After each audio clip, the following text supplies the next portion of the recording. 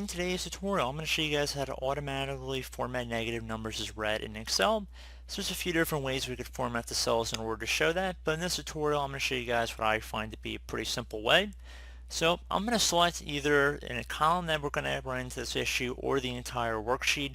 Doesn't really matter. I'm going to just select the column here so you can see I have a few negative numbers in here. So in order to make them appear red, I'm just going to right click inside the column once I've selected it, and then I'm going to left click on Format Cells. Now you want to go underneath the number category on the left side, and for negative numbers you can either just show it as red, so the whole number, or you can have it in parentheses, whichever you prefer. I'm going to select it in parentheses here and then left click on OK, and you can see all the negative values are now appearing in red text. So I do hope this brief tutorial was able to help you guys out, and as always, thank you for watching, and I do look forward to catching you all in the next tutorial. Goodbye.